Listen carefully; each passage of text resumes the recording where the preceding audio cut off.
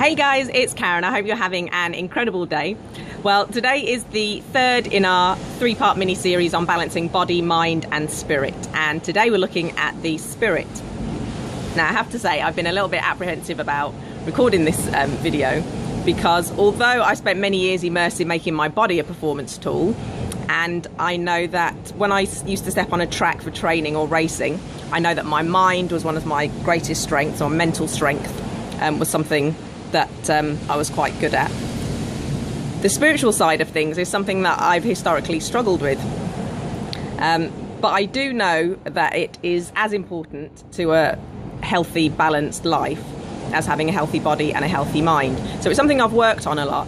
And I'm happy to share some of what I've learned with my tips today. But I'm super excited to hear the comments that our experts have on this topic in the comments for this video later on. So my top tips would be these. Number one would be to acknowledge that this heart-centered spiritual side of us does exist. Because it can be quite hard to understand, it's easy to ignore. But if we do that, we risk being anxious, we risk becoming susceptible to depression or getting involved in other self-destructive behaviours whilst we search to fill the void that the spiritual side of us creates. So that would be number one, acknowledge that it exists. And I think it's important as well to say that religion doesn't equal spirituality. You know, spirituality is something that's really personal, and religion is one way that some people have found to express and nurture the spiritual side of themselves, but it doesn't necessarily equal spirituality. So I think that's important to point out as well. So one, acknowledge that it exists. Number two would be to find a purpose for your life that's bigger than you. You know, it's my belief that all of us have a purpose, a reason why we're here, a gift to share, a mission to fulfill, whatever you want to call it. And it's important that we figure it out. It can be a tricky process to find out what we're here for. But a great place to start with that is to work out what our values are, what our top values are, what's really important to us, what do we get passionate about.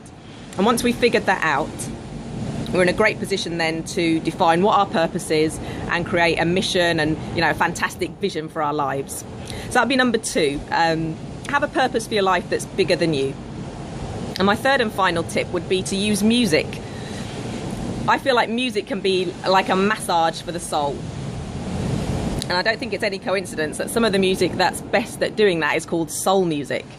You know, for me, a bit of Anita Baker or Luther Vandross or Gregory Porter can really shift how I'm feeling, you know, at my core. You'll have music that you know does that for you.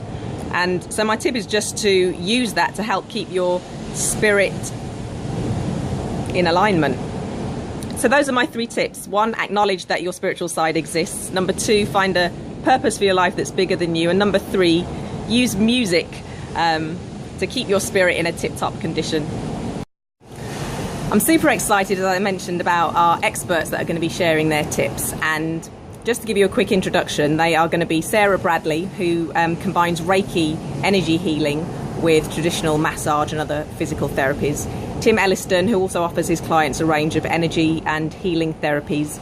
And Natalie Golding, who I was privileged to come across whilst I was here in Barbados and attend one of her moonlit yoga sessions, which are phenomenal.